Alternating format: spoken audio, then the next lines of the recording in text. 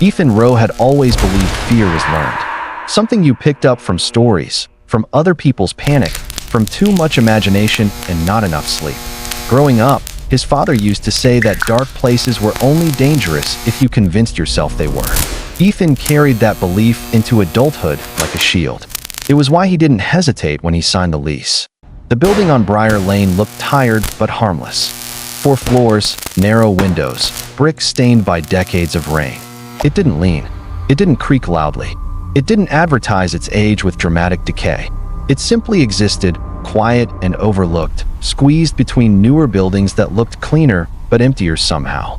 Mrs. Bell, the landlord, walked him down the hallway during the day. Sunlight leaked in through a small window at the far end, illuminating dust motes in the air. The fluorescent light above them hummed softly, steady and dull. "People say old buildings feel strange," she said, smiling without looking at him. "But that's just the walls settling." Ethan nodded. The hallway felt normal then. Narrow, yes, but familiar. Doors on both sides. Beige paint. Worn carpet runner down the center. Nothing that suggested it would one day learn his name. The first week passed quietly. Ethan unpacked, set up his small desk near the window, learned the rhythm of the building. Footsteps above him in the evenings. A distant door closing late at night. Pipes ticking softly. All of it felt like background noise, the harmless sounds of shared living. It was the silence that came later that unsettled him. On the 8th night, Ethan woke without knowing why. His eyes opened suddenly, heart already beating faster than normal, as if his body had reacted before his mind caught up. The room was dark except for the faint glow of his phone charging on the nightstand. Then he noticed what was missing: the hum. The hallway light outside his door made a constant sound, barely noticeable during the day, but always there at night. A soft electrical buzz that bled through the walls. Now it was gone. Ethan sat up slightly and listened. Nothing. No hum. No footsteps. No distant traffic. Even the pipes were silent. He checked his phone. 2:17 a.m. Before he could think further, a sound reached him through the door. Footsteps. Slow. Deliberate. Unhurried. They came from the far end of the hallway, moving toward him. Not heavy enough to suggest shoes. Not light enough to suggest bare feet either. The sound was wrong in a way he couldn't immediately explain. The steps stopped directly outside his door. Ethan held his breath, waiting for a knock. None came. After a long moment, the footsteps turned and walked away, fading into silence. 2 minutes later, the hallway light hummed back to life. Ethan laughed nervously to himself the next morning. Probably a neighbor. Maybe someone sleepwalking. Old buildings amplified sound strangely. Still, he avoided the hallway that night until he was exhausted enough to sleep immediately. The light went out again at 2:17. This time, the footsteps didn't leave. They paced, back and forth, as if something were measuring the space outside his door. Ethan's heart pounded so loudly he was sure it could be heard through the walls. He stared at the door, eyes fixed on the handle, half expecting it to turn. Then a whisper slid through the crack beneath the door. "Ethan." His blood went cold. No one in the building knew his name yet. He hadn't introduced himself. He hadn't spoken to anyone except Mrs. Bell. "Ethan," the whisper repeated, closer now. Softer. It didn't sound threatening. It sounded familiar, but he stayed frozen until the light came back on. The next day, Ethan confronted Mrs. Bell about the hallway lights. She sighed, rubbing her temples. "They've always done that." "And the noises?" Ethan asked. She hesitated just long enough for him to notice. "Old walls remember things," she said finally. "Best not to listen too closely." Ethan laughed awkwardly, but the words stayed with him. That night, he recorded the hallway with his phone. At 2:17, the light went out. The camera captured nothing but blackness, but the audio picked up breathing. Not his. Slow, patient, steady, and beneath it, barely audible, a voice repeating his name like it was practicing how to say it correctly. By the 5th night, the voice knew more than his name. It knew his habits. It commented on small things. "You left the window open. You always wake up before the noise. You don't like silence." Ethan stopped sleeping entirely.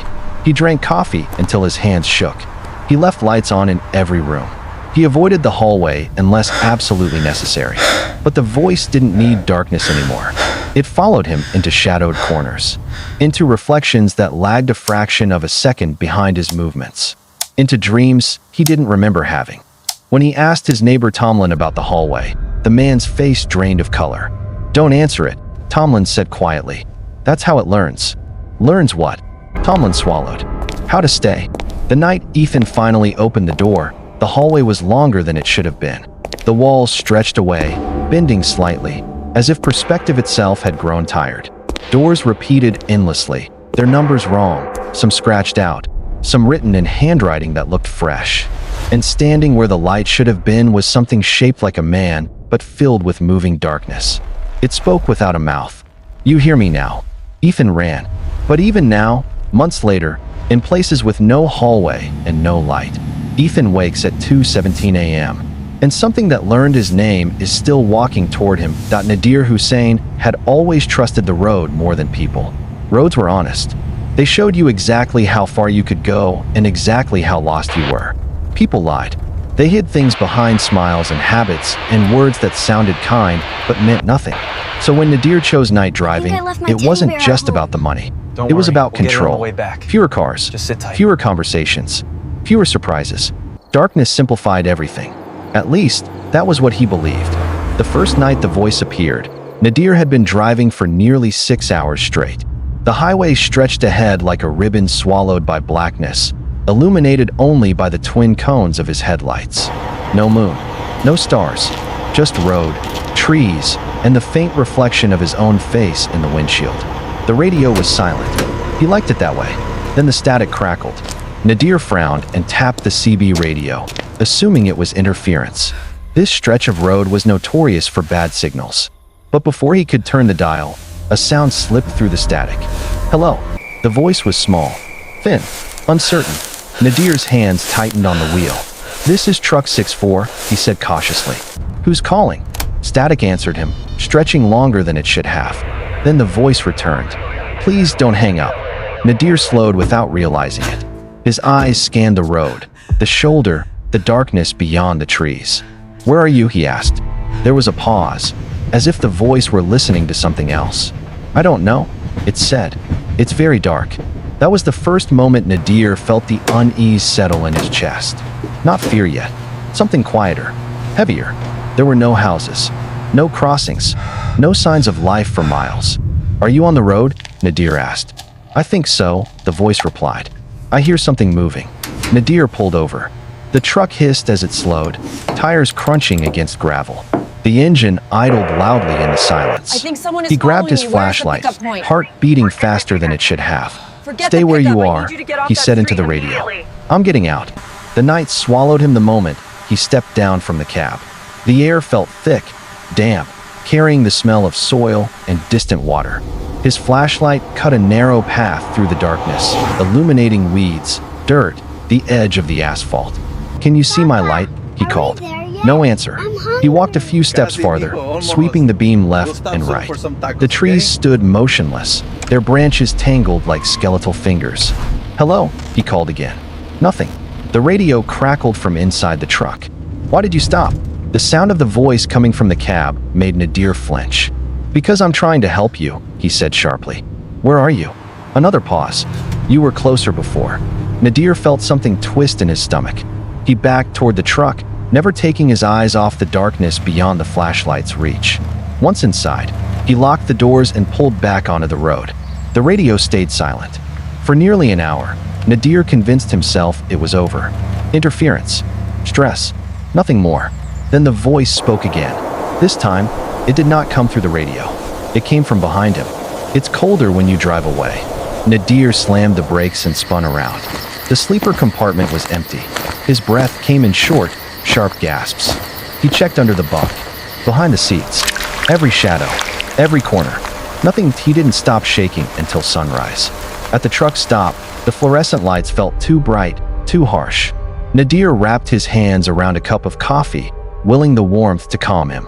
Benson, the clerk, watched him quietly. "You hear it too," Benson said eventually. Nadir looked up slowly. "Hear what?" Benson didn't answer. He just turned away. That night, Nadir tried to sleep in his cab with the lights on. The voice whispered anyway. Not words at first, just breathing. Slow and uneven, like someone struggling to stay warm. "Why are you hiding from me?" it asked. Nadir pressed his hands over his ears. "Go away," he whispered. "I can't," the voice replied. "You heard me." Julia Morrow stopped sleeping on a Tuesday, but the exact moment it happened was impossible to pinpoint. There was no dramatic event, no nightmare, no sudden fear. She simply lay in bed and waited for sleep, the way she had every night before, and realized hours later that it had never arrived.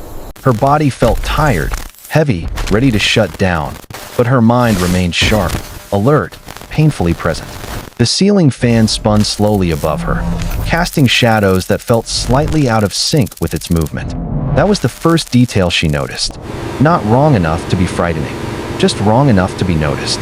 When morning came, Julia laughed it off. Everyone had nights like that. Stress, caffeine, too much screen time. She went to work with a headache and promised herself she'd sleep better the next night. She didn't. The second night felt longer. The darkness in her bedroom seemed thicker, heavier, as if the room were holding its breath. When she turned off the lamp, the corners of the room didn't fade naturally. They pooled, collecting shadow in a way that made her uncomfortable. She slept for maybe 10 minutes, maybe less. She woke with a jolt, heart racing, certain something had moved. Nothing had. By the fourth night, Julia began to dread blinking.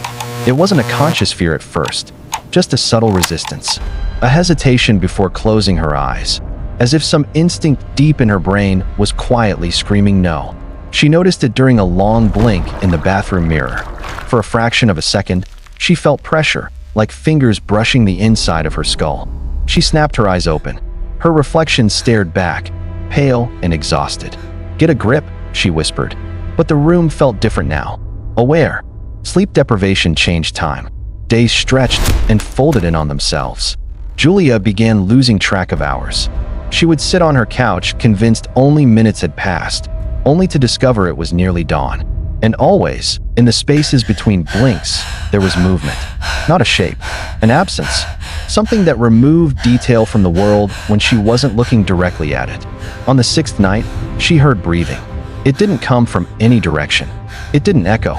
It simply existed, slow and patient, synchronized perfectly with the moments her thoughts began to drift. She left the bedroom and slept with every light on in the apartment. Are you feeling any better, John? The breathing followed. It was closer now, Just rest intimate. now.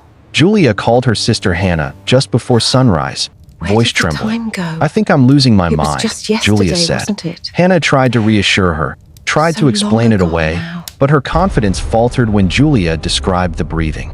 "Come stay with me," Hannah said finally. "You just need rest." Julia packed a small bag and went. That night, on Hannah's couch, with the apartment quiet and dark, Julia felt the same pressure return the moment her eyes closed. This time it spoke, not aloud, inside her head. "Don't close them," she screamed and woke Hannah, shaking and sobbing. Hannah held her until dawn, but even then, Julia refused to blink for longer than a second. The sleep therapist, Dr. Levine, spoke calmly, clinically. "Your mind is stuck in a hypervigilant state," he explained. "Your fear is feeding itself. It waits for me to sleep," Julia said. "That's when it gets closer." Dr. Levine hesitated before responding. "Then we need to break that association." That night, Julia taped her eyelids open. The pain was sharp, immediate, grounding. She sat upright in bed, staring into the dark, daring it to move. Hours passed. Nothing happened. Relief crept in slowly, fragile but real. Maybe this was it. Maybe she had won. Her eyes watered violently. She blinked and felt hands inside her head, not touching her brain, touching her thoughts, mapping them. She tore the tape off and collapsed, screaming, as the room seemed to tilt inward. The darkness shifted, rearranged, forming a shape beside the bed. It stood tall, human, faceless. "You weren't supposed to see me this clearly yet," it said, voice low and exhausted. What happened? "What are you?" Julia sobbed. The thing tilted its head. "I am the moment you stop watching," it said. "I live where thought turns into sleep." Julia understood then. It wasn't haunting her. It was feeding. Every blink weakened her. Every microsecond of rest gave it shape. So she stopped sleeping. Days blurred into a feverish haze. Her body deteriorated rapidly. Hands shook uncontrollably. Her vision tunneled. Words slipped away mid-sentence. But the thing grew stronger. It no longer hid. It stood at the foot of her bed, leaned against doorways, watched her with patient curiosity. Hannah broke into the apartment on the 15th day. Julia sat upright in bed, eyes bloodshot but wide, a faint smile on her cracked lips. "It's okay now," Julia whispered. "It doesn't have to hide anymore." The light flickered, and Hannah saw it, standing behind her sister. Watching both of them, Hannah screamed and fled. Julia was hospitalized that night. Doctors restrained her, sedated her, forced her eyes shut. The monitors spiked. Something screamed through Julia's mouth that was not her voice. Then silence. When Julia woke, she was calm, rested, empty. She slept perfectly after that. Too perfectly. The nurses noticed she woke at night sometimes, sitting up, watching other patients sleep, smiling faintly. And when someone stirred, when their eyes fluttered open in confusion, Julia leaned close and whispered softly from the dark, "Don't fight it." Because the darkness never ended. It just learned how to stay awake.